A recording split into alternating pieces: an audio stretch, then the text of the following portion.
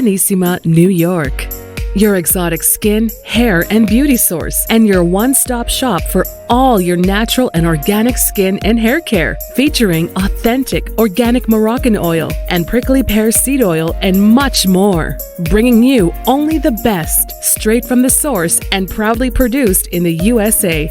So what are you waiting for? Shop today at www.arganissima.com. Arganissima, New York. Your beauty is our duty.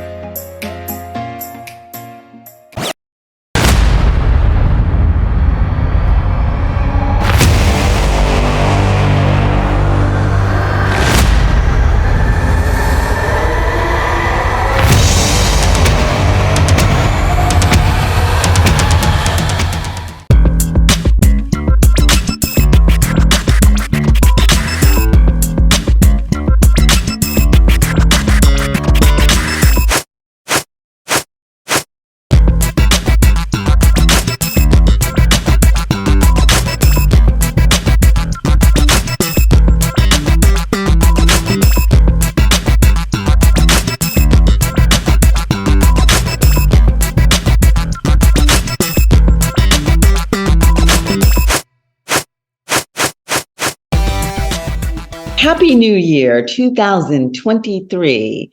You're here with me. You know me. I'm your host, Cheryl, Dr. Cheryl Bryant Bruce, MD, the celebrity doc, here with my co-host, Hisham Elamati, Hurricane H. And we are back bringing you another set of great shows.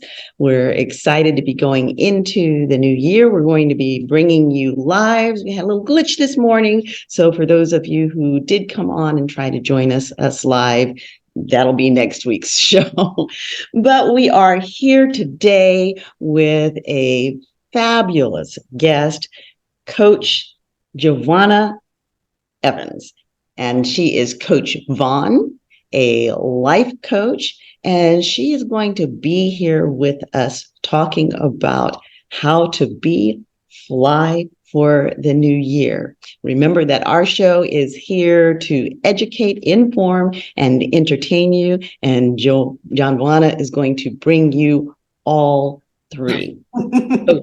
Coach Vaughn has been a life coach extraordinaire for between 15 and 20 years. Prior to that, she was working in IT. I met her at the Billionaires Roundtable and had the opportunity to hear her speech. And this is a brilliant woman. So I am excited to bring her to you. Coach Vaughn, tell us how to fly. Awesome. Well, first of all, thank you all so much. Happy New Year to you all. Thank you so much for allowing me to be a part of this amazing discussion. Of course, you said we're also going to have entertainment, and she's going to bring that. That's all I can bring, right? That's all I know how to bring. So I'm thanking you all in advance for being okay with me being me, because that's what I'm going to encourage everyone else to do as we have this discussion of being first loving yourself. That's what Fly is all about for the new year. So again, thank you all so much. We're so excited to have you here with us. We're so excited to have you here with us. So tell us all about Fly. How did you come to this program?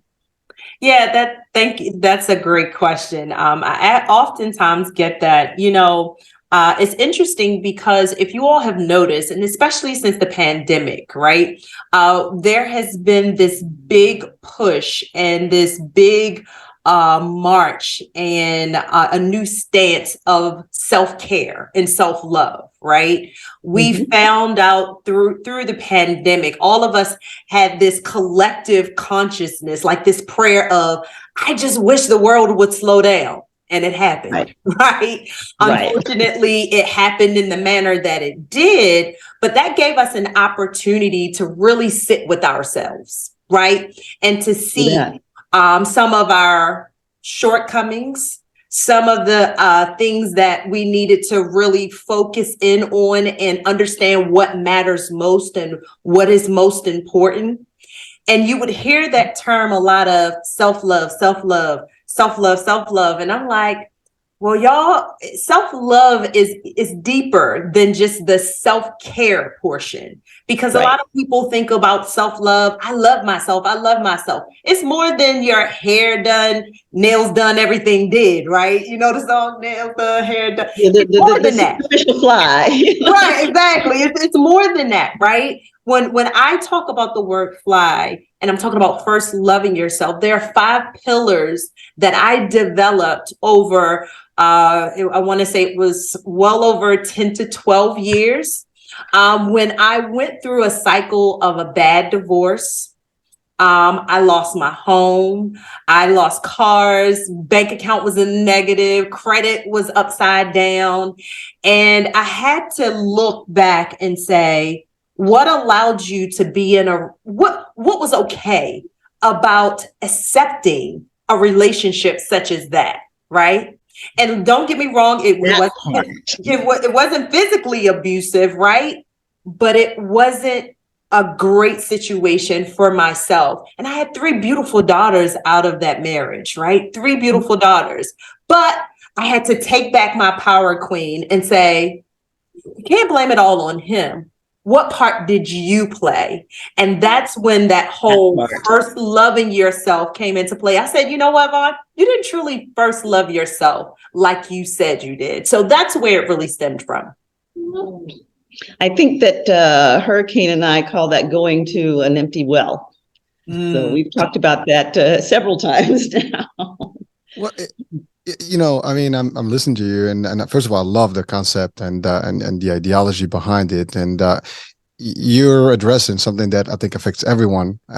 Prior to pandemic, post pandemic, you know, it's always going to be there. And the example that you mentioned, where it triggered, is something that a lot of people are experiencing or have experienced. It's very common. I mean, divorce is big, and relationship is something that everybody, you know, has or is experiencing, right? Mm-hmm. And so your concept is going to help, and it's helping people to kind of identify what goes wrong, what should be done to avoid maybe even get into a situation Absolutely. before. Because I think the problem is, if you can prevent some of the stuff, you know, in advance, and you know what to look for, it's a whole different. You don't have to go through the whole the whole nonsense, and it's tough, because I'm sure that whole debacle of you going through the whole divorce process, which most of the people complain about, is just crazy, and restarting life is not easy. I mean, you mentioned credit. I mean, just building that back up is a problem.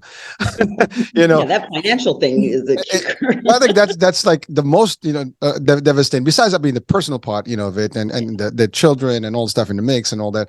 But I think it is a great topic, because I think it affects mentally, it affects physically, it affects work. Absolutely. I mean, it affects every part of our lives. So Yes. let's talk about that. Like, you know, you've gone through it, but like, what some of the things that you've discovered that could have been different? Absolutely. So I was saving that because I wanted y'all to ask that question, right? I want to just go ahead and jump into it, right?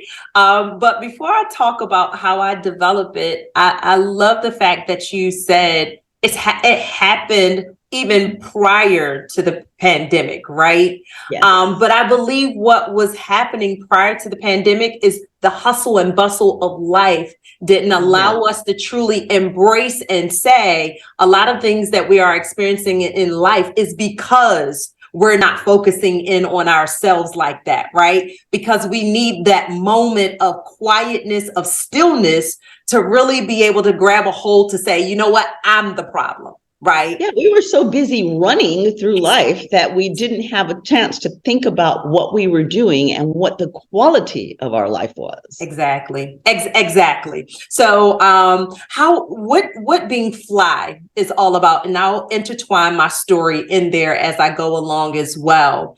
Mm-hmm. As I was going through the separation process, and I was like, how can I best get through this as quickly as possible? One of the things that I realized in order to do that is, first, I have to become self-aware. So this is, how do I also avoid this from happening in the future? Like you said, to your point, how can I be proactive, right? Oftentimes we are a very reactive society. The only thing that we may be proactive in, and I can't really say that because I don't know how long my check engine, my oil change light will be on, right? It's like, 3,000 miles is about to hit. Why do you need that light to come on, right? But with that being said, self-awareness. Self-awareness is it's called the FLY life cycle. At first, I called it the 5 pillars of FLY. But when you think about pillars, they all are around, like they make sense because they're standing next to each other, but they're very separate. But I like the cycle better, right? Because it's a continual journey. Because I have first loving yourself with the ING, because it's continual. It's not a thing that I just first love myself. No, every morning I got to get up and choose to do this throughout the day, when I'm ugly, when I'm pretty, when I feel good, when I don't. It is a continual journey. So the first stage, or the first part of that cycle, is self-awareness, right? And I call that the stage where we need to do some identity, right? We need to find out, who are we? And in order for you to find out truly who you are, you got to spend some time with yourself. And you do that by way of self-reflecting. And again, back to that hustle and bustle of life, you don't have the opportunity. We got the children, we got the jobs. When we in the car on the way to work, we're listening to the kids fuss, or we're listening to music, or we listen to a podcast. There is something that's always going on. And very rarely, and I get it, there are some of us that are so in alignment and we always have life together, right? That we're always meditating and doing yoga and having those moments. But a lot of us regular people at that point of time, we weren't doing that, right? So the first part of that, of being FLY, is becoming self-aware and understanding who you are. I have this thing that I really focus in on my coaching, that the main thing that I want us to understand is, what we do is not who we are, but who we are makes us great at what we do, right? And once you start understanding that who you are and not what you do, when what you do is no longer available to you, you can still thrive. You can still shine, right? And I think that's a great point that you make, because so many of us, our identities get tied up in our job, or our role as a wife, as a mother, and we lose sight of who we are, if we ever knew who we were, because we all spend so much time living behind these masks that we put up, that we even put one in front of our own faces in the mirror, and we can't even see ourselves. So a lot of us are walking around and don't know who we are. Absolutely. And to your point, neither did I, right? Because if I did, I knew that marriage, that I shouldn't have went into that relationship. I knew I shouldn't have. But because of some unresolved issues from my upbringing, right, I wanted to avoid that situation and felt like this was the best path to go, right? This was the right way to go. You don't want to be like your mom. You don't want to end up like this. So deal with the situation, right? So, but if I was confident in who I truly was, if I understood that you are a queen and royalty is your birthright, being in that relationship wouldn't have been acceptable, right?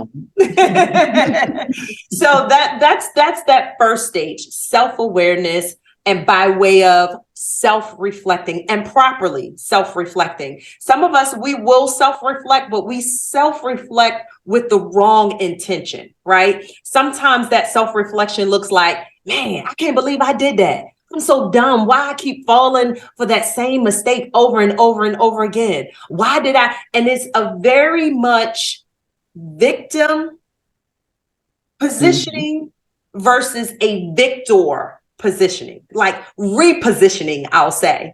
So when we're self-reflecting, the way that I was self-reflecting in that situation, I was like, dang, you dropped the ball on that one. But what are you going to do better next time?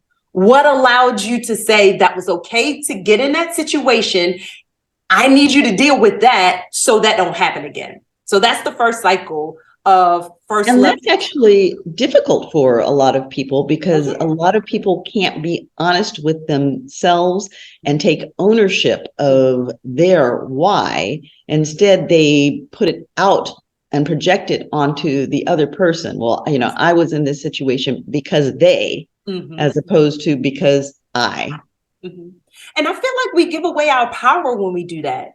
Yes, that we do. means if I said I'm in this situation because you did this, that means you will forever be able to control my life. And I don't like the way that feels. Give me back my power and let me say, this is the part that you played in it. So you'll avoid that from happening, or at least mitigate, right? Do some analysis, right? Hey. Make sure something is in place so that doesn't happen again. And that way I have full control of it, not you. Right. I may make a mistake, but it won't be that same mistake. It won't be that same. It won't be that same. And that's something that I help the people that I coach through that process. I'm like, understand what the purposes of tests, right? The purpose of a test is to ensure that you've learned your lesson, right? That you've gotten the knowledge that was previously given to you, whether it was through education or through experience, right? Now, if you take the test and you fail the test, what happens? A couple of things can happen, right? One, you're going to keep taking that test until you pass it, right? Even in school. Or even if you pass that test, you may have to take it again, but you're not going to be as concerned because why? You already learned your lesson. So you're going to float through it a little bit easier. And that's how life is as well. I like that analogy. Yep. It's as real as it gets. So I love what you said about the you in control part, right? And also the fact that most of the people are always like looking at the other, like it's it's always about accountability or lack of accountability, because it's easier to actually blame everybody and not seeing that you're part. There is no problem where you're not part of it. I mean, if there's a problem, you're part of that conflict. So whatever it is, you have a part that played. And if you're not aware of that, you can do all the stuff and separate and stuff, but you'll take that same to the next level. And now you're going to reapply the same problem, and then it's just going to keep going.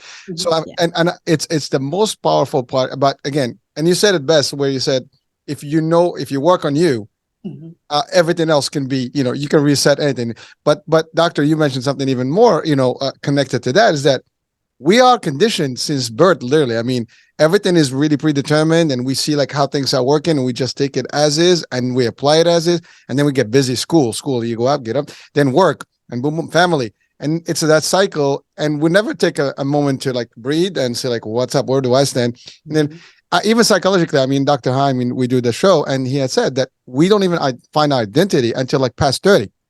Statistically, psychologically speaking, which means most of us, until we hit that 35 mark, we're not even sure. And therefore, all the mistakes are happening in that phase. And then it could be too late. And then sometimes some people don't come back from it.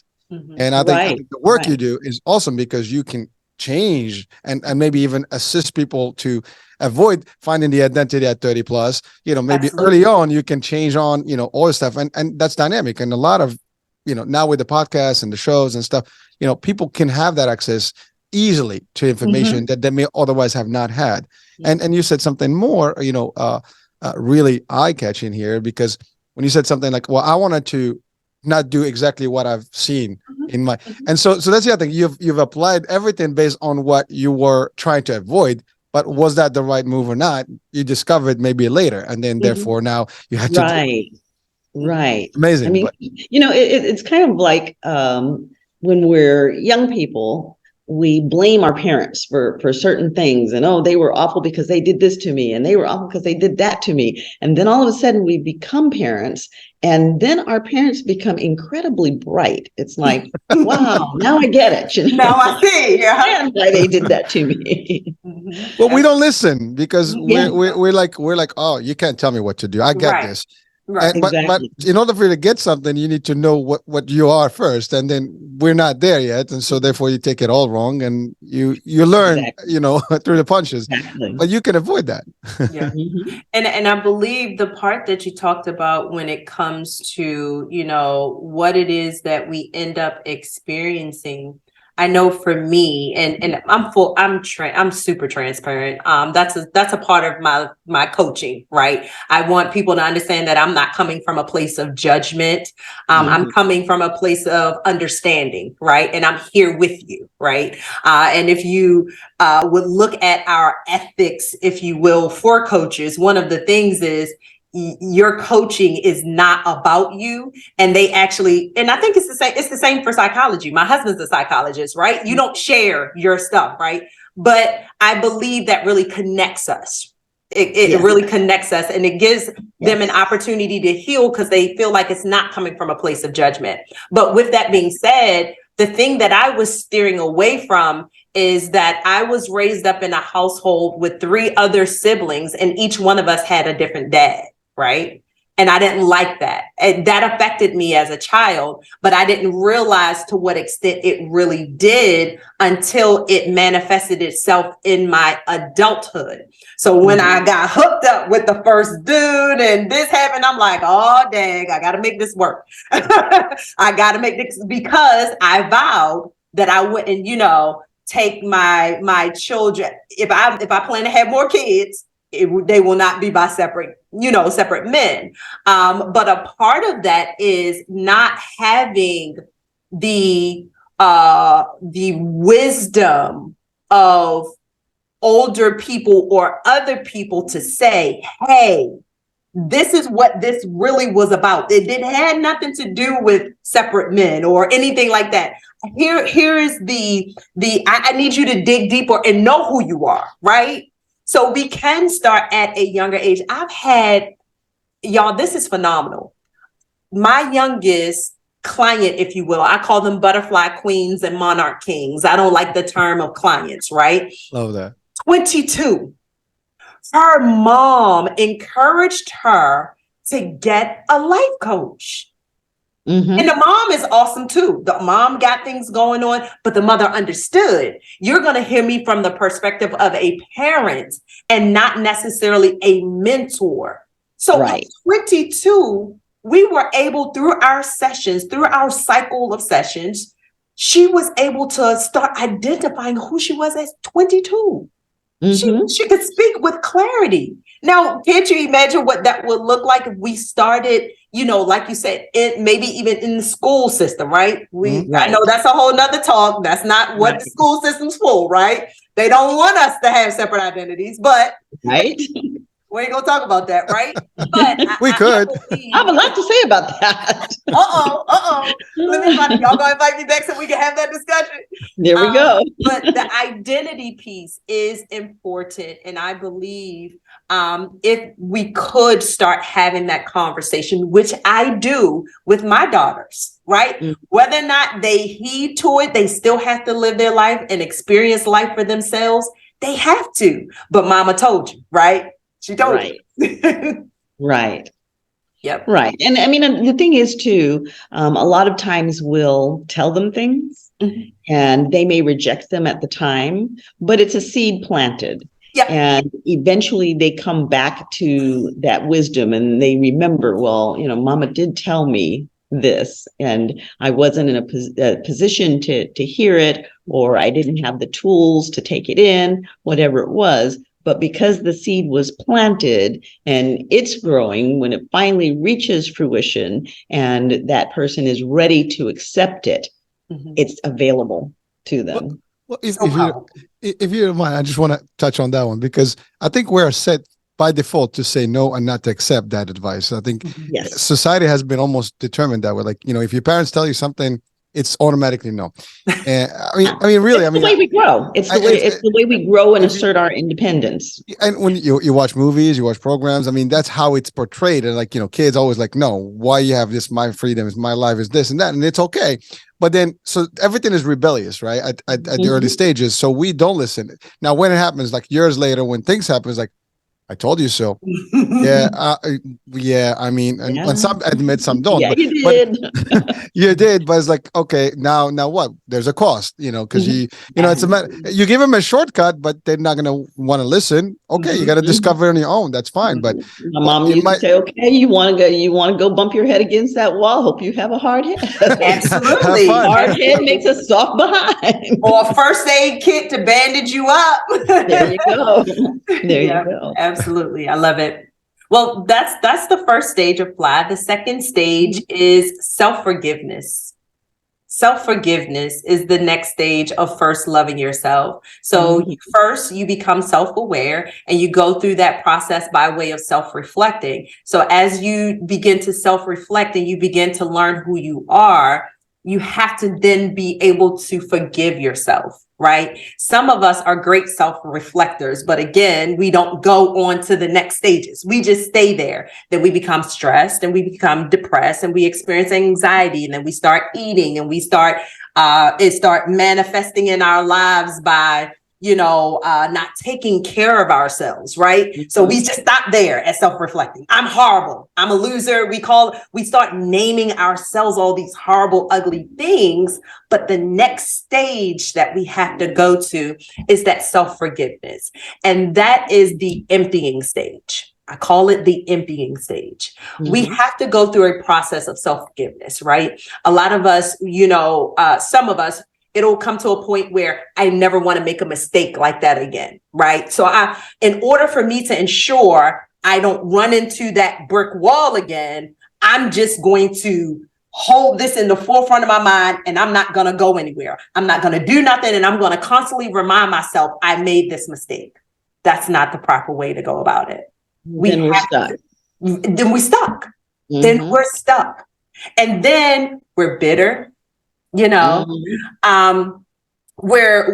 angry at the world. We're closed off, not only physically, right, but mentally, spiritually, emotionally, right? And sometimes people are like, well, why are they like that? They haven't forgiven themselves. And it's interesting. Have you all find it that people will forgive others quicker than they'll forgive themselves? Oh, absolutely. Absolutely. I mean, people oftentimes don't ever forgive themselves for certain things. And whoever the injustice was done against has long since forgotten about it, but they're still beating themselves up about what they did. Well, but that goes to that point that they're not really self-taken care of. Right. They're still stuck with the other party. They're still on there, and then they're not letting go. I mean, I think that's a big deal. You got to it's gone, it's past. Move on, lesson learned. Now the new page, new chapter. I mean, you started the show. We're talking about New Year. Let's fly, right? Well, you got to fly every day, and things happen, on your life. And people are not. Sometimes they're in denial that it happened, or it could happen again. I think that's a problem too, because people don't want to accept that. Absolutely. And I think the other part of it too is, bad things happen or things don't go our way, and that doesn't mean that we have to hate on the person that was the transgressor. Carrying all of that just sucks our own energy and takes from our own strength, and our own soul is sucked out. And we can see that person. And even if they don't change, even if they're not sorry, we can forgive them and let them go and wish them well. Absolutely.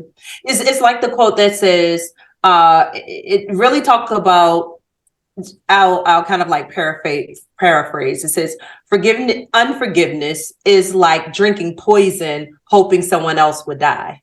Exactly. And that's just poisoning yourself. And that goes to that lack of self-love, because you should be spitting that poison right on out. Exactly. It's literally killing you. It's killing your future, your growth, your mindset. It's unforgiveness. Often your Literally, health. it's Usually taking your health. Yeah, absolutely. Of course, you mentioned mindset.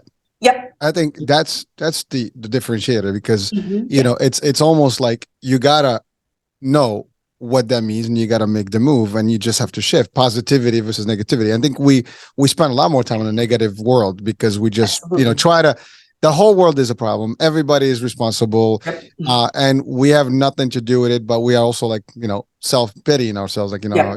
it's, oh my God, not a cool thing, but it is a mistake, many of us make, and depends what level we are in terms of maturity, I guess, and understanding life. We tend to easily fall into that, and then we collapse. You said it.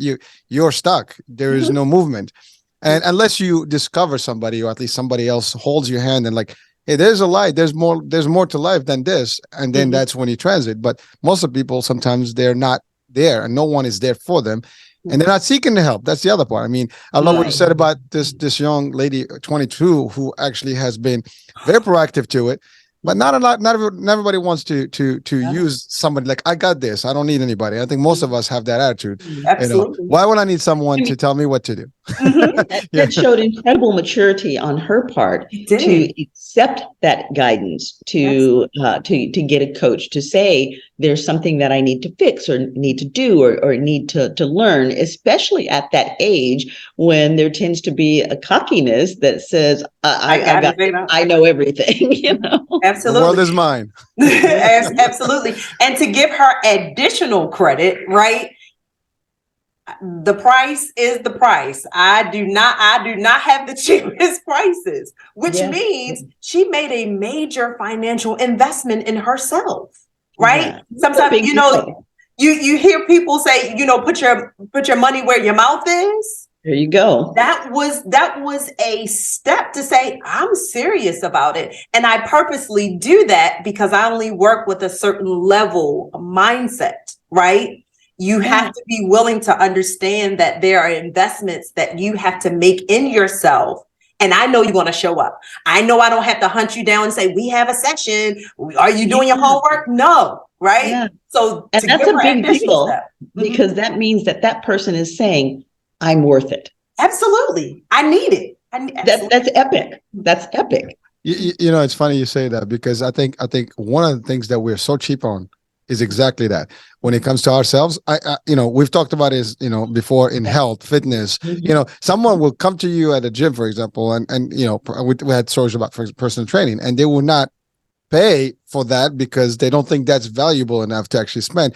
And it's your health. It's everything. Now, we talk about physical health. Mental health is just as important. And this is the part but we think that maybe a cheaper package will do it. And of course, there's different levels, whatever. But I like the idea. If you pay the money, you're committed to show up. Absolutely. I mean, we give the example, like people that pay, let's say in a gym mode, $20 membership, no one shows up after 2 months because it's only $20, and going on.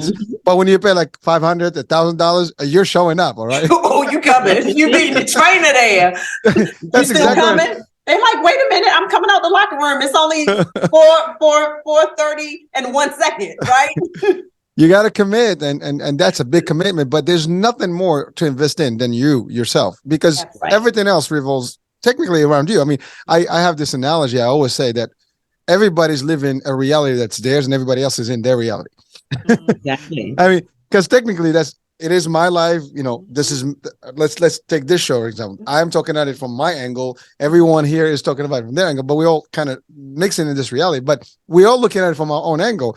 And everybody's living their life technically, right? They're moving about their way, but then everybody is interacting my with world and you just live in it. Exactly. So it's my world. And so now if you're not investing in that, that's a problem. Yeah. That is absolutely, because nobody ever is going to be as invested in you as yourself, because they're busy being invested in them. Me first. It's me, myself, and you are never going to be number one to anybody else as you are to yourself. I mean, you may think you are, but really, everybody's busy going about their lives. They're not looking at you. They're not hearing you. They're not worrying about you because they are busy trying to survive and trying to live their best life. Absolutely. And that's the whole, this is why that fly component is so powerful and so important. And I'm so passionate about it because I have this saying, save the world or help the world by first loving yourself. Yes. If everybody focused in on themselves, then the world, what else needs to be done, right? Right? Yeah, we're so busy about everybody else but ourselves. And I think that's, or even worried about like what the other world is doing and we're thinking or whatever. And then we sometimes identify with everybody else's but ourselves. I think Absolutely. and more than Exactly. ever today with Exactly. social media, it's happening more. Mhm. Everybody's like, oh, I want to be like this. Well, you have to have your own identity. What is that identity? And if you don't have Mhm. that, that's a problem. Mhm. Exactly, Yeah. exactly. So the third part. So of course, I'll do a small recap, and that's my coaching brain because I like to do the repetitiveness, right? So people can Mhm. really grab a hold of it. So the first one is about self-awareness. The second Mhm. one is self-forgiveness, and the third one is self-correction. Oh, this my one of my favorites. Like all of them, Let, my favorite. Y'all may let's talk y'all about that.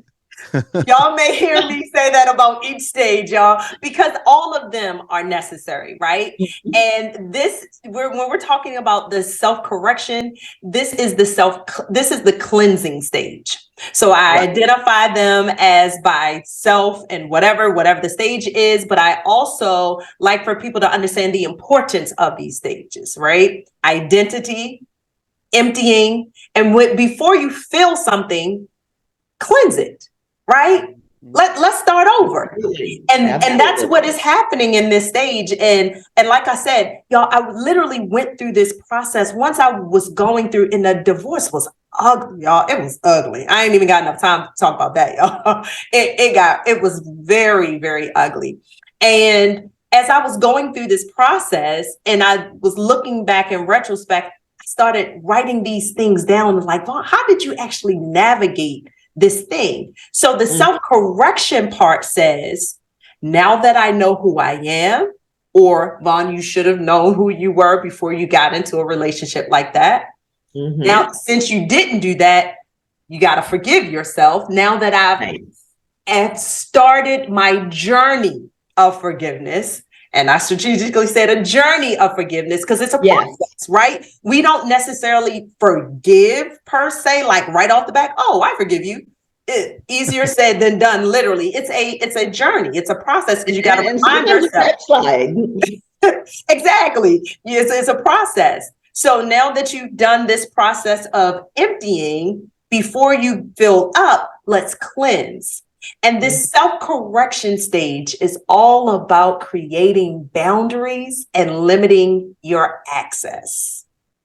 That's Yes. good. And I saw a thing on TikTok or Instagram on one of them that I really liked because it said the only one who has a problem with you creating boundaries is the one who's trying to get past them. Absolutely. Absolutely. And I talk about that in coaching quite often. I'm like, let's think about these boundaries because there is not one person that I've coached that did not have a boundary problem. I say, you don't have a stress, you don't have a depression, you don't, and granted, I'm not a doctor. I do not, diagnose or anything like that. It's not any of those things. You have a boundary problem, whether it is boundaries with other people's or boundaries with yourself. Sometimes we need to set up proper boundaries. A thief don't like the fact that you lock up your house and have an alarm system and have a front door and have a guard dog. So of course, the other people who want to cross your boundaries, they're the most agitated about it. However, boundaries are extremely important because without boundaries, there will be chaos. Right. Boundaries. We have boundaries all over. And I get it. Everybody have different beliefs, but I believe in God. And according to the Bible that I read, the first thing God did was create boundaries. He separated the heavens from the earth. He separated night from day, the land from the sea, and he strategically did that. And then at the end of all of these things, he said, and it was good. And he did that because you think about it, if the water comes up on the land and it's not supposed to be there, California, in some areas of California, right? What's happening? Right here. It's chaos because boundaries are being crossed, Yes. right? So boundaries, they just create order. It's called healthy boundaries. And that is an important stage of becoming fly because we talked about it earlier. We're putting everybody else before we put ourselves. We're mothers, aunties, we all these people to everybody, but who are you to yourself? Because once you identify that, then you can say, I can show up as my best version as mom because I'm well rested. I have gone to the gym today. I had them endorphins kicking in. I'm stress free. I can love my husband. I can love my wife with passion. I can do all of these things because I am good. But we're serving people from fumes. It's cool. We making it happen. But imagine when you show up as your best version. Set some boundaries. That's what I'm going to say. Set some boundaries and limit access. Not everybody needs access to your VIP section. That's right. Everybody don't need access. That's right. That's right. Because everybody is not your friend. Everybody is not necessarily there for your best interest. And even some who feel like they are can be emotion sponges that just drain you because they're so needy, because they haven't set their own boundaries and they haven't removed their own mask and worked on themselves to establish their own worth. So they're busy trying to suck yours out of you to fill a hole that isn't yours to fill for them. Mm-hmm. Well, so Coach, I have a question about that. I mean, many people, unfortunately, they can't live without the rest of the people. I mean, they have to be an entourage all the time. And they're not really able, literally, they just can't, cut those umbilicals and those relationships that are maybe not healthy for them, or even identify which ones are which, and you're talking about boundaries, but they're like already stuck in everybody else's world, and it's difficult. So now they're going through problems. And Doctor, you just mentioned there's a lot of emotion and energy that is around you that can just fuel in, or just fill in that fuel that is not good for you. And then you just continue in your position. So how do we deal with some of that? Because I think that's another problem where people are not going to be able to. I love what you said about cleansing. And it's almost like, you take an old house and you just gut it out and you just refurbish it from scratch. It's all you now, brand new furniture, brand new setup, but if it's the old stuff, you're just carrying the same thing and you're not going to have the healthy, but many people may not have that, ability because they just have not, let go from the rest and just kind of, and that doesn't mean that you have to collapse on yourself and not have any relations. This is just understanding how you work around the surroundings. Absolutely. No, that's a great question. So the first thing I'll say is the fly life cycle starts with stage number 1. You got to identify who you are. See, in this cycle, in any cycle, think about it. Do you throw your clothes into the wash cycle and it immediately starts with something that happens in the middle? No, it literally starts that cycle from the beginning.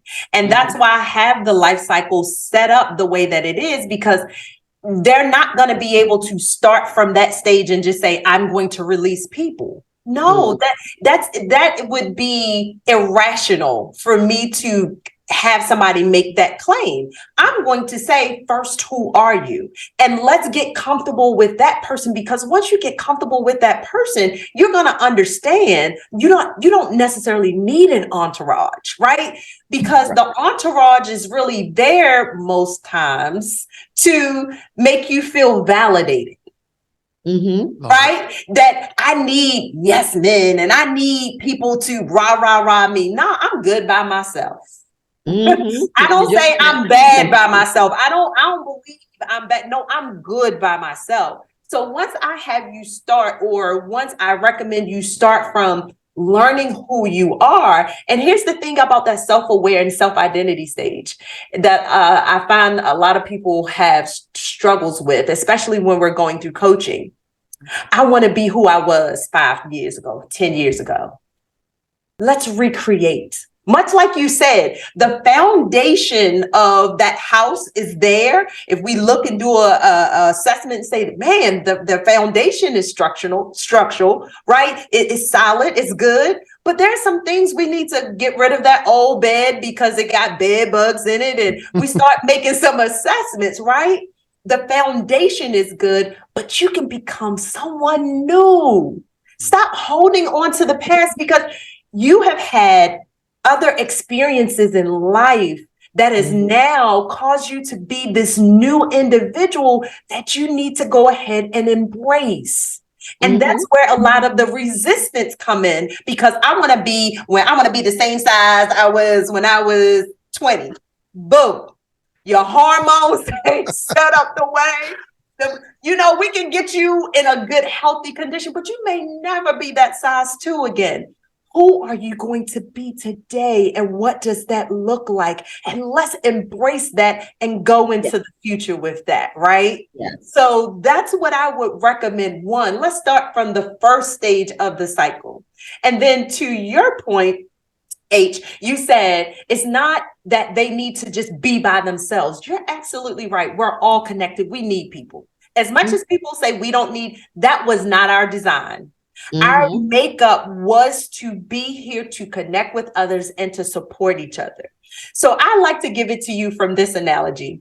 Think about a club. So when you go to, everybody's been to a club or a lounge, right? Where they card. When you get to a club, and let's say it's a party, hey, oh, don't you start nothing. You know I like the day.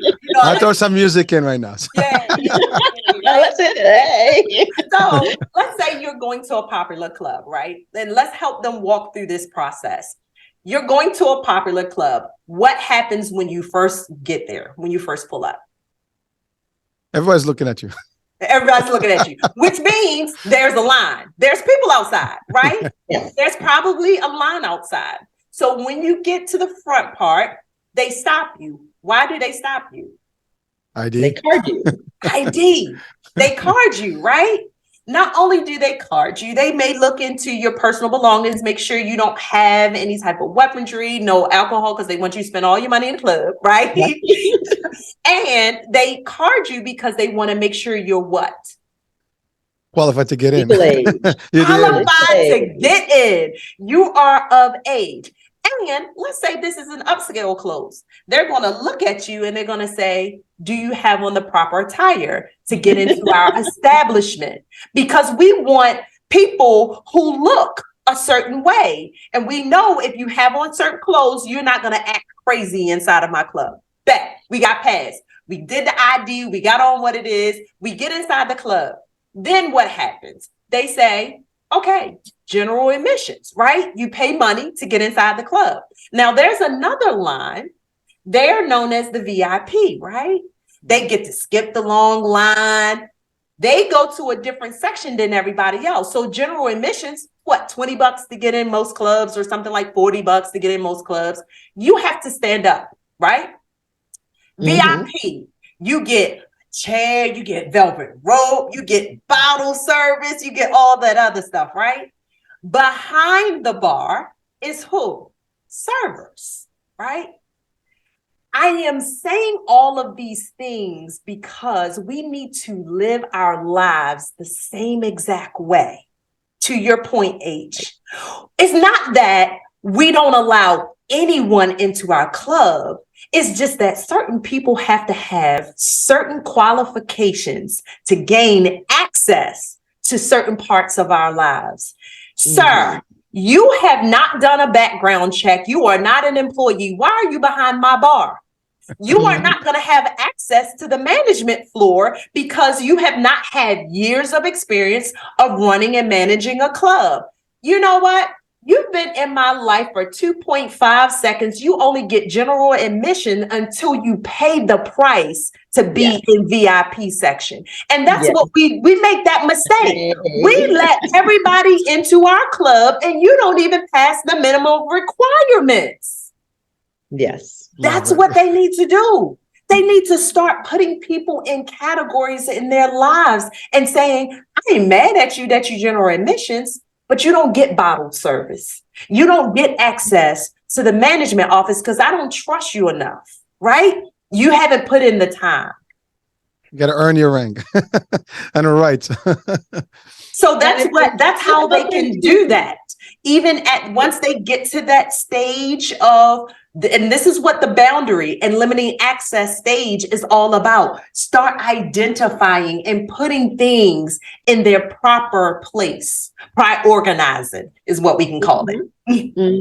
And if you bring somebody up into your VIP session and they say, yeah, I want to be here in VIP, but I'm really general admissions. Believe them. They told you, man, it's too expensive. I ain't paying for that. No problem. Stay right there and stand up the whole club in those heels, right? Stand up the whole night. You don't get a comfy couch. It's okay. I'm gonna wait till you for my VIP section. Mhm. Yeah, I love the analogy. I mean but really, I mean, it's reality, right? It's you have to be able to select, who is where and what level, and it's stages in life too, and not everybody's gonna have the. I mean, I think most of the people probably, if they're mature enough, they realize they gotta have like one or two, a couple of friends that are really tight, and then there's a whole bunch of people that are closer, and then it goes further and further, and then you have a lot of people, but none of them know your secrets and stuff. Unfortunately, today, though, some people, because of the social media, I think we tend to believe that everybody's friends, and we're like we got a lot of followers, a lot of friends, a lot of acquaintances, but are they really your friends? And that's are they really, like, do they have you as their in the best interest, or intentions? That's the other thing. You don't know who is in it for what, and that's a big problem. And sometimes we don't see it.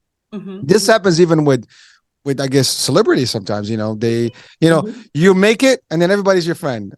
You gotta wonder Right. why. I mean, is it because I just made it? I mean, you want to be like seen with me, or you want to be enjoy my money? my And that's actually a big problem for celebrities. I mean, I work with the celebrities on mental health and stress, and that is one of their big stressors, where the general population, most of the people that are hanging around with them are hanging around with them because they kind of want to be with them. They're kind of all on the same level, and they're doing the same things.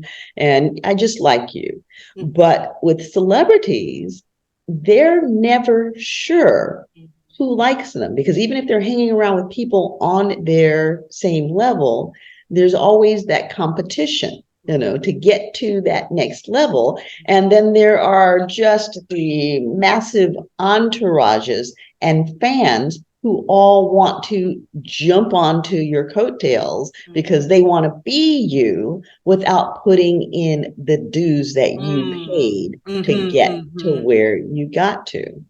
So, that's very difficult. And if you're in that VIP session, if you've paid those dues, you have to remember that there are a lot of people who want to be where you are without paying those dues. Yeah, exactly. Yes. Yes. Yeah, I'm laughing. I just something came in my mind. Like that's global entry. You have to get vetted out by the governments of the world before Exactly. There you go. You can't get global entry easy, so you have to go through the process to get it. Yes. Could I please see your references? Could I have? Yeah, do a full background check before you. Yeah, exactly.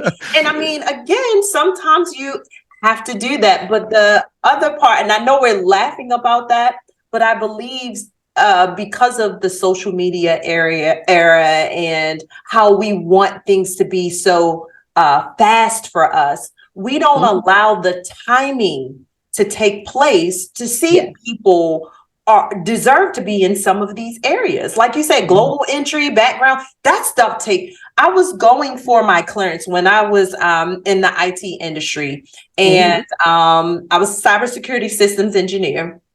And I work with federal clients. The process of the background check, they were asking me things that I'm like, am I really supposed to remember my kindergarten teacher? Right. I mean, my neighbor I don't even remember what I ate yesterday. You want to ask? Why do you need to know my underwear size? So, again, we're people, they aren't going through that same process when it comes to, like you said, labeling people their friends or seeing their true intentions, along with being guarded through attempting to see this process, right? Because I've been hurt before, I've been used before. So how do I take that off and let somebody kind of sort it in so that I can possibly see their, true intentions? Oftentimes, probably the people that get you hurt the most are the ones that engaged into your environment. They already accessed, there, and Mm. without vetting. And I think a lot of people don't see it because Ooh. they're not doing the work, like to your point, like selecting and doing the qualifiers and doing through the whole segment. You see a lot of treason and things that happen to in families and friendships. Yes. Like your best friend can turn against. Well, I'm not saying your best friend. I mean, the true best friends will never go. They'll be there for you whether you're there. They'll talk, positive about you and they'll fight for you when you're not there. But there are people that you don't know. They might be in your entourage and they play like you said, doctor. They're really like you'll think they're the best, but they're just waiting for the moment where something goes off and then hey, it's amazing. But you don't know exactly. You don't know that, and it is when you think about it, it's crazy because like, do I have to trust people? I mean, there's got to be a level of trust, Yeah. but it's just a Right. matter of knowing what those steps are to really identify. And a good friend will last for life. There is it becomes brotherhood and sisterhood. It's not like, we're just like, for the needs and for, some material stuff. It's really beyond that. It becomes really, some friends are closer than family members, I think. Yeah. Oh, Learning to trust your instincts so that you can discern who's real and who's just along for the ride. absolutely. But I also believe with that, again, that kind of goes back to the ing in loving and this being a cycle and a process. Mhm. These stages that I'm telling you all about, I have done it to a point where I do it daily. Mhm. This is a daily process that I do. And I'm saying that because a part of that self-reflecting is to see who is do I need to make some adjustments about my current entourage and who I call friends? You Mhm. might have outgrown me or I might have outgrown you. And you no longer same same purpose. You might have been there consistently, continuously. I'm not going to completely kick you out of my club, but I need somebody else in my VIP section or tending my bar who shows up. You see what I'm saying? Now, I really like something that you just said, though. You said, you may have outgrown me, or I may have outgrown you. We accept that we've outgrown someone else, but it's much harder for us to accept that someone may have outgrown us and to let them fly, to let them go and be them and do them and continue to work on ourselves without feeling some kind of way like we've been left behind or we're less than. They're on their own journey. We are not here to compete with them or to measure up to them. It's our journey that we have to pay attention to and be accountable for. Absolutely. And if I truly love you and care about you as a friend, I want you to go get it, because even if you get to the next stage, maybe you can offer some type of advice or encouragement or support or throw something back to me that'll help me get to my next stage or my next level. I want you to go ahead. I need people to do better than me. It excites me. So when my friends, and I have a very influential, thank God, circle of like friends and people that I'm even connected with. Some of them I call family, like, our kids, that's my niece, my nephew, and then others, we have an understanding about our relationship. I need y'all to do y'all thing, right? Because I need to learn. I need to learn as well. So if it's right there in my circle, that just makes me feel even better. Yep. Right. Yeah. So the fourth one is finally self-love. People like, well, where does self-love come into place? Self-love is fourth. Self-love, I know, right? Self-love is actually fourth, right? Here's why people like, well, why isn't that first? Because you need the other stages first. You have to.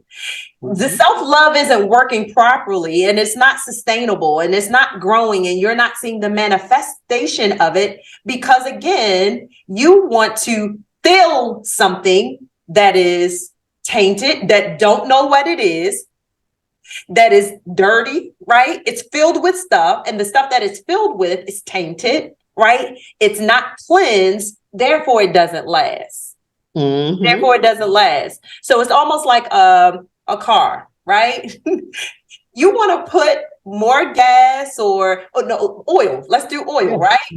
How in the world you want to put more oil on oil that's contaminated and that's all gooked up? Your car's not going to function properly. They have to do a flush, right, every so often to ensure the best functionality of the vehicle.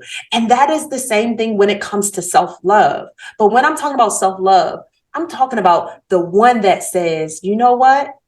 In spite of my flaws, because I'm aware, because I've identified it, because I've forgiven myself, because I've created these boundaries and limited access, I'm still good with me. Like, I get it. That's my hang up, but I'm working on it.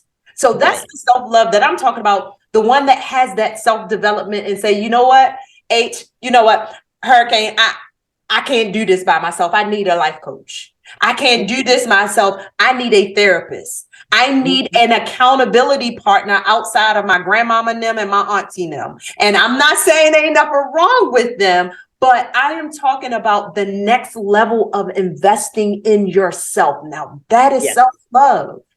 Yes. That's the part. And that's where you take those quantum leaps. I remember when I first decided that I was really going to go for being an entrepreneur and having my own business. I was in Houston, Texas. I had lost a child. I was running away from my pain, and I was sitting there unhappy in Houston because that didn't fix my problems. And I said, what do I want to do, and how do I want to do it? And I knew what I wanted to do, or I had an idea of what I wanted to do, but I didn't know the how. So I reached out, and I didn't have a lot of money going on at the time. And I found a mentor. I went for the best mentor that I could find that I thought would get me to where I wanted to go. And when he told me what his price was, I literally sat down and cried. I mean, bawled, boo-hooed. And he was like, get it out of your system. And that's the price. So I was like, okay, I'm going to get back to you. I got off of the call, bawled and boo-hooed some more, and took my poor pitiful butt to sleep. And when I woke up, I said, I'm worth this. And that was the singular best investment that I made into myself, because it took me on a completely different trajectory. Absolutely. And I've never looked back. Absolutely. I wholeheartedly agree. You boohoo cried. I vomited like in my mouth. I hate to say it that way, but it was true. I'm like, ooh. With the zero. Wait a minute. Where does the comma actually go? Like, right? I'll move a few decimals the other way. Okay? Right. Like, can we carry this and do what? Like, yeah. And you're right. You know, having to really invest in yourself, that is a true statement of self-love. Because like we said, you see that you're worth it. And it can be very painful. I mean, it can be really painful, but it hurts so good. Right. But it, like you said, it opens up a new world to you. And I like to look at it this way, right? And I, the same thing when I go on my consultation calls, they say, it's what? And I can always tell by their face whether or not they're going to move forward, and it's okay. And I let them know I understand. And when you're ready, I'm here. The prices may not even be this. It may be something a little different, but I'm still going to be here. I absolutely get it. But what I like to think about is, for every seed planted, there is always equal or greater return. Right. Think about it. Right. A physical seed, whatever seed that you plant, you're going to always get equal or greater. Let's say it literally just does not grow. The seed is still going to be there, but it's not going to spring forth anything, right? But if you plant a seed, and whatever that seed looks like, you always get more back. So that's how I had to start looking at it. Vaughn, what to whom much is given, much is required. So based on what it is that you're requiring of me, Vaughn, what are you willing to give? So I said, okay, God, bet. I'm going to call you out on this, right? You know, we have that kind of discussion. And he's like, all right. And like you said, that was by far one of the best investments, and an investment that I continue to make in myself so I can show up for everybody else and be this coach, right? So they can know that we never arrive. We should always be in process. You haven't arrived. If you've arrived, you're dead. Okay. So absolutely, you should always be in process. Absolutely. Absolutely. So that's the self-love when it comes to self-development. And I also want to say, for those that aren't at that stage, right? I attempt to be very careful about levels because, again, I study neuroscience that's infused into my life coaching as well. So I'm very big on words and affirmations and how people perceive things. So when we say level, some people feel less than and greater than. It just messes up. This convolutes the process, right? So I'll say stage, right? The next part of your life. When it comes to that, if you're a person that don't normally do self-development, and if you're not at a place to invest in a mentor of, $4,000, $5,000, $6,000, $7,000, YouTube University, the best free mentors ever, right? You go and do 30 minutes a morning or 30 minutes at night and listen to some type of self-development, self-help work, and then implement it until you get to the point where you can invest in that stage. Look, some of these mentors, literally, I'm like, I invest in myself, I believe, but not now. I ain't there. And then my husband's like, yeah, no, right?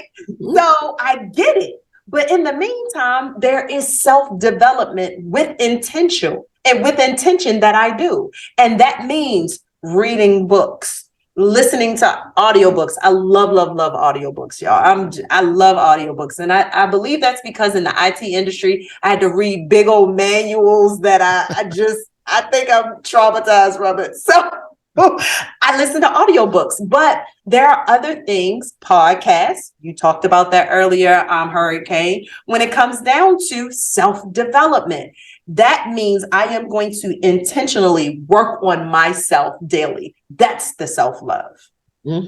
Yep. And the last, go ahead. No, so I was just saying, I love what you're saying because, and Doctor, I love what you said about the investment part as much as it was hard. Everything that is great and fine in life is going to be costly. It's not going to be cheap. I mean, if it's cheap, it's not good. And then also, I think what I know for a fact is that I don't care who's listening and watching right now. If you want something so bad, you're going to find the means to actually invest in them. Doesn't matter. I've seen that happen in all of our life. If they want something bad, like they'll work hard, they'll fix it, they'll save the money, and they'll manage. They'll borrow money if they have to make it work, but they'll make it work. That part.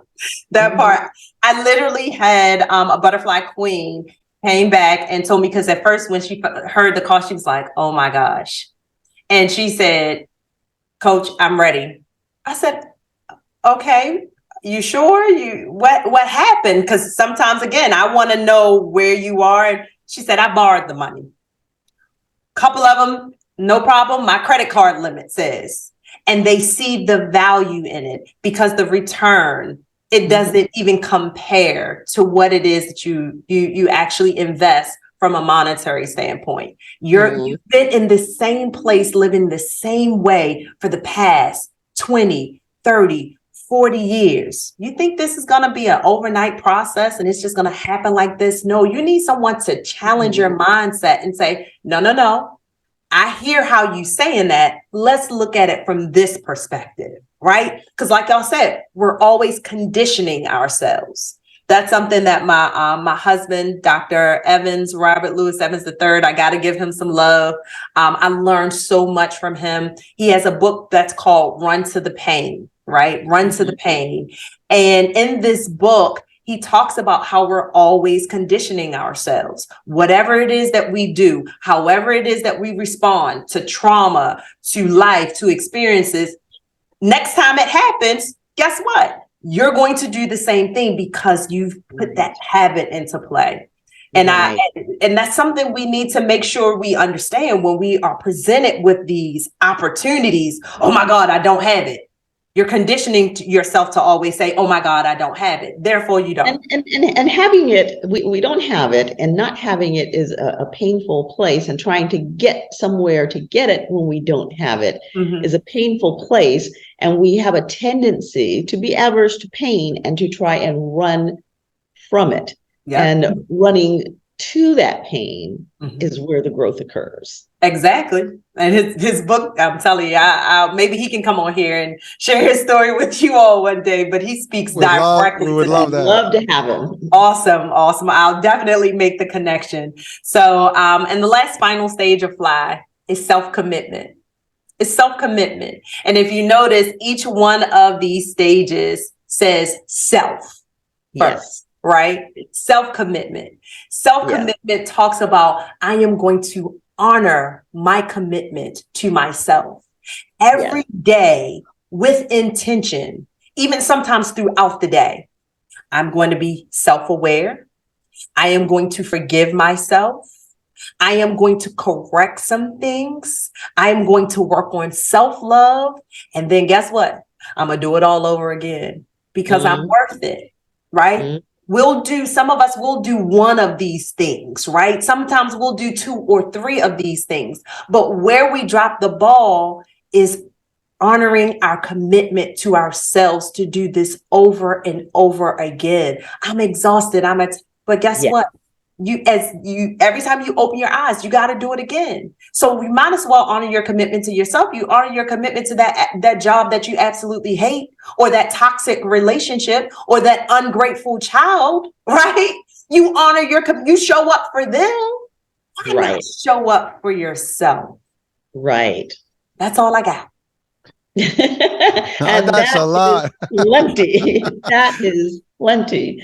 I mean, any one of those places is, I mean, you could be unwrapping that, unpackaging it for days, for years. Yeah. Yeah, exactly. That's why I gave y'all the condensed version, believe it or not. That's right. I literally, through my coaching structure, break those things down, because I'm not a coach or a person. Even if you go like on any of my social medias, I don't agitate a pain point without giving you tools and solutions. Right? I don't just call these things out and they're like, well, how do I become self-aware? How do I identify myself? Like, no, there's processes to those, and there are steps to those, right? Yeah. And it may look different for everybody. And that's why in life coaching, you take an active role. Yeah, absolutely. And it changes. I mean, you go through different stages in your life. You have different things come. I mean, you've been married before. This marriage, I'm sure, looks nothing like the other marriage in terms of the stages and the processes that you have. Best and last. You hear what I'm saying? There you go. Final, best, and last, right? There you go. Yeah, so, but because you have those cycles, you can implement that each time. And that's why it's a bittersweet thing when my butterfly queens or monarch kings, they don't sign up for another cycle of sessions, because people can't come to me and just do one session. It's no way. I don't want your money that bad, right? One session, even though you feel empowered and you feel inspired, you need someone to hold you accountable to walk through that process for an extended period of time. For a lifetime. That is why they're called life. Absolutely. But they can at least take the tools that I provided them, and to your point, implement when life start happening again. Because I still have some of them reaching back out to me and it's like, Coach, I went through this process because I love celebrating with them. We must celebrate ourselves. It helps to build up our self-esteem and our confidence. So they'll still reach out to me and guess what happened? And I said to myself, well, what would Coach Vaughn do? And then I implemented this step. I want you to have tangible tools that you can implement in your life. So when you are ready to go to your next stage, you take a piece of Coach Vaughn with you. Exactly. Yep. Exactly. Well, I just wanted to say this. I mean, Coach, I think those are the pillars of healthy and happy living. I mean, if you can apply those, I think your life is going to be much better. Because that thing, if you can do you correctly, everything else is going to fall in place. And Absolutely. we do us wrong most of the time, and therefore everything else is not right. So this is like a true formula of like how we can be living rich, and I'm not talking financially, and although that can actually materialize, manifest into monetary as well and financial, but really if you don't do this right, you're not going to be able to do anything else. And I think that is love it. I mean, you said that's it, there's not it, that's a lot of stuff there. That's like a big change of people if they listen and actually apply these things that you just talked to. I mean, it's powerful stuff.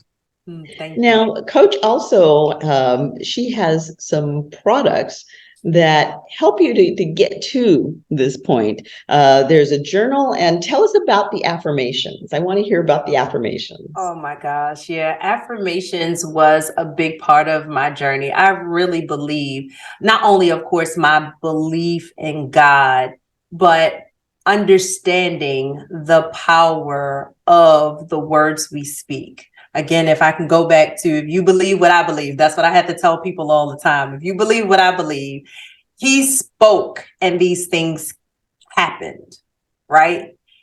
We have the same power. He said, in the tongue lies death and life. So what we speak can kill us or it can revive us. It can cause us to live an abundant life. And to me, everything we say is an affirmation. So yes. I'm very intentional about what it is that I say, what I say to my kids, what it is that I say to my husband, but also what it is, more importantly, that I say to myself.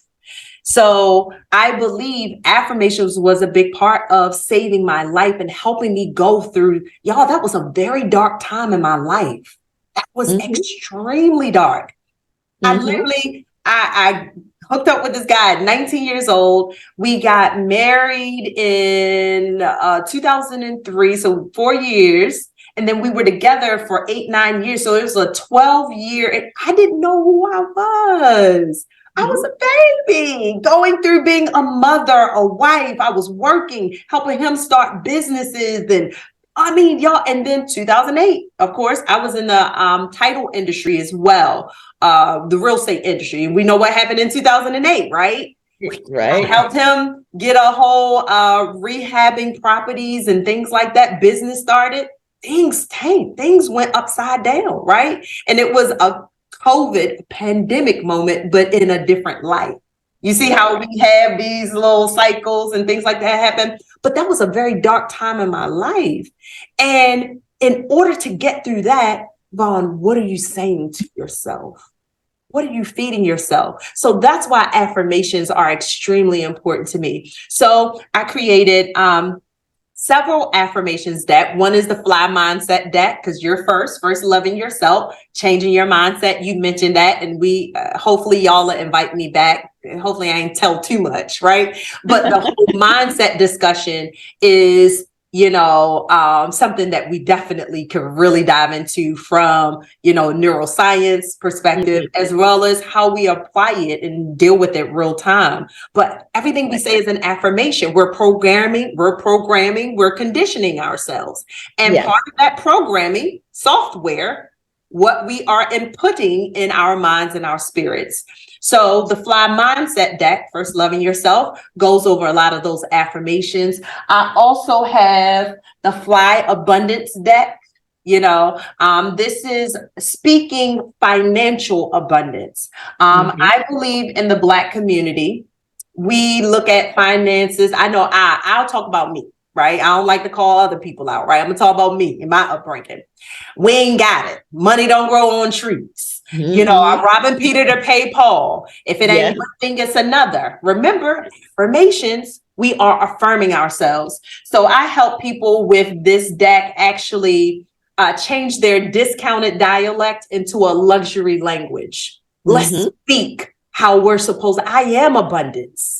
I am abundance with a CE and not just abundant, right? So these are that deck, the 45 Fly Day Journal that goes through a 45-day process of first loving yourself, covering all of those pillars by way of activities, intentional activities where you can get intimate with yourself, forgive yourself, love yourself, have fun, figure out Why don't I like spaghetti? Right?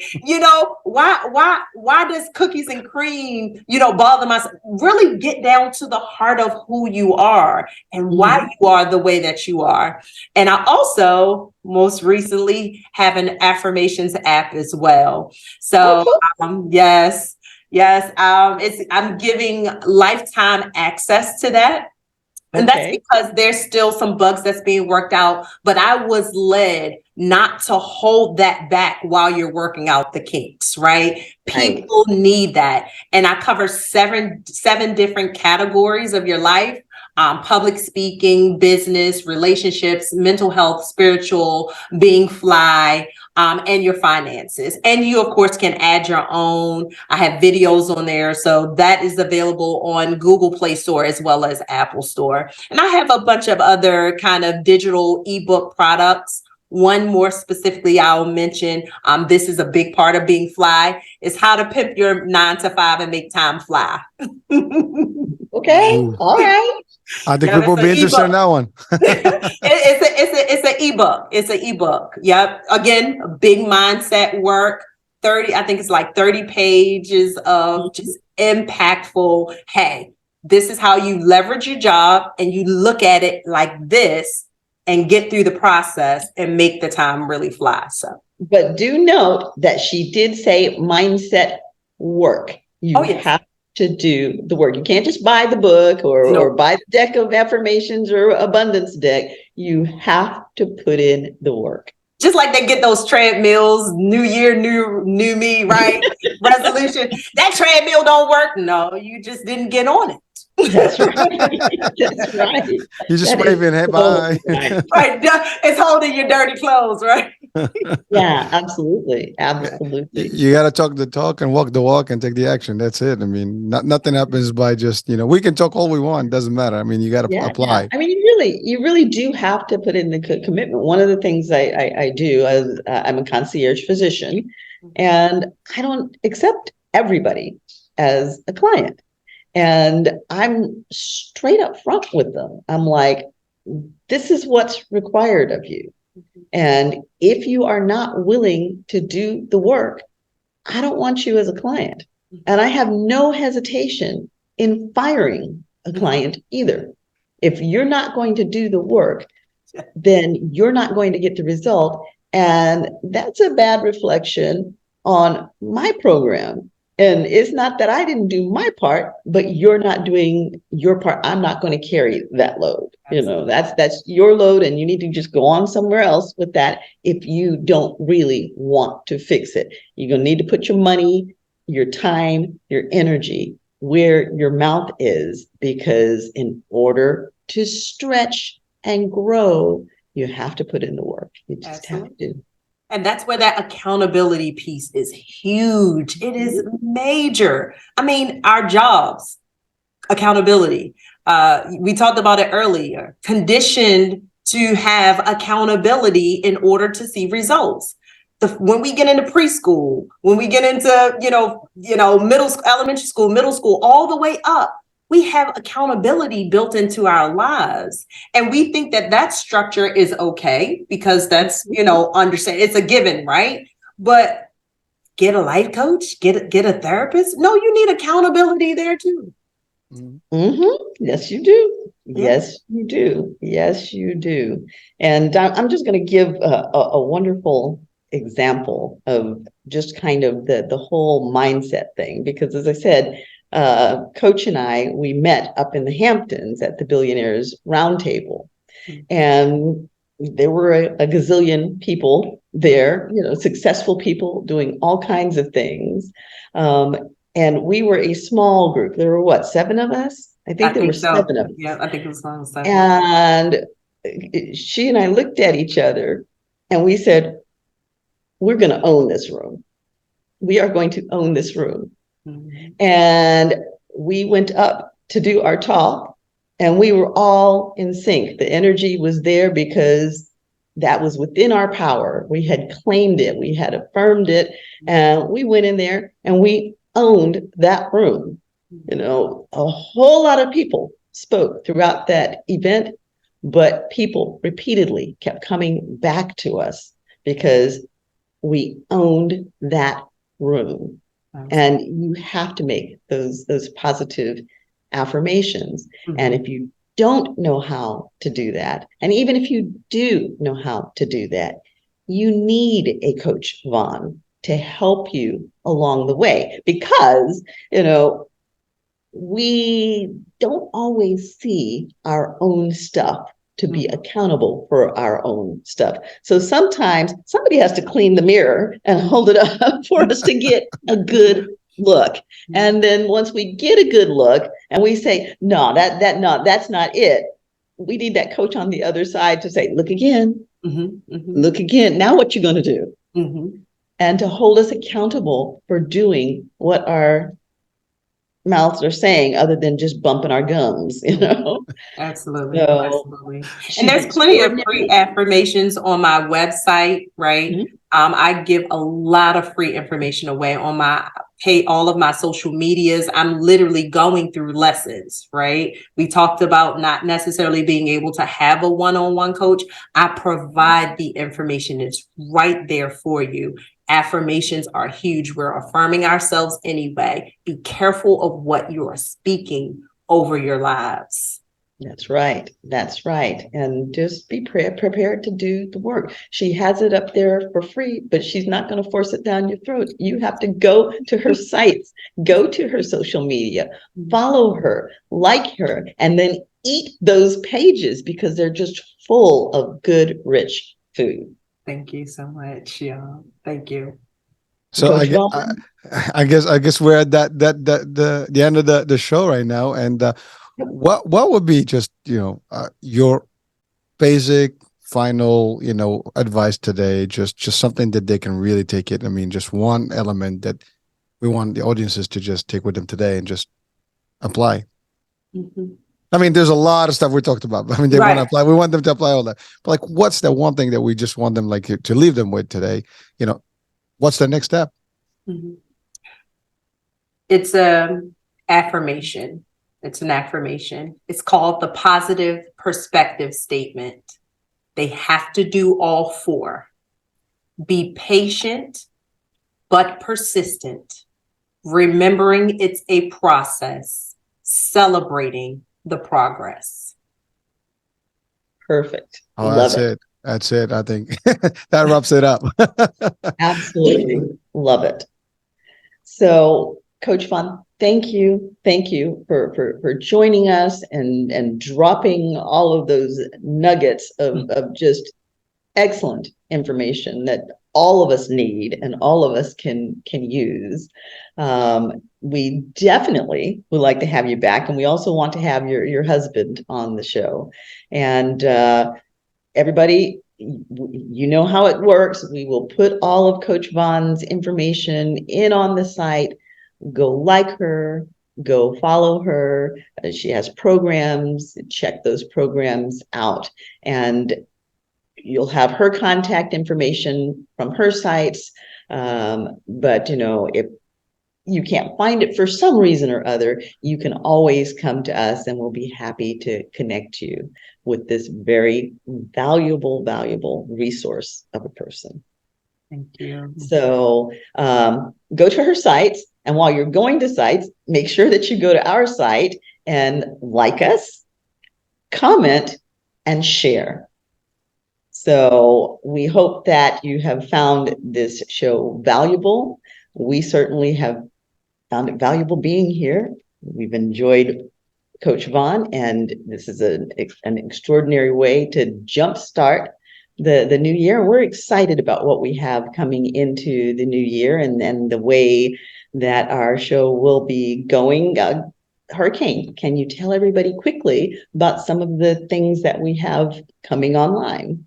Yeah, so just look up for the next, I guess, episodes, because we want to go live, and we would like you to actually participate on the show with the phone calls and your chat, and just really interact with our guests and then ask live questions. And we're taking it on the road. So hey, this is for everybody who's watching and listening more, and we have great resources. I mean, Coach today, has, definitely delivered and beyond. And that's the whole purpose, is to help you find something out there. And if you need the help, we are trying to provide you with some of the resources that can make you, different, better, and really improve and evolve to the next stage, as you said, Coach. So, so as you're launching into the new year again, like us, follow us, share us, and definitely come back. And our tagline that we want you to take with you is that you are your greatest asset. Invest in yourself. It's the best investment you'll ever make. So thanks for being with us. We hope to see you again next week. Thank you, Coach Vaughn. And thank you, the audience, for listening. And you have been with us with Chatters That Matters. Let's talk about it. I am your show host, Dr. Cheryl Bryant Bruce, MD, the Celebrity Doc, and my co-host and producer, Hisham Elamonte, Hurricane H. See you next week. Hi, everyone. Bye.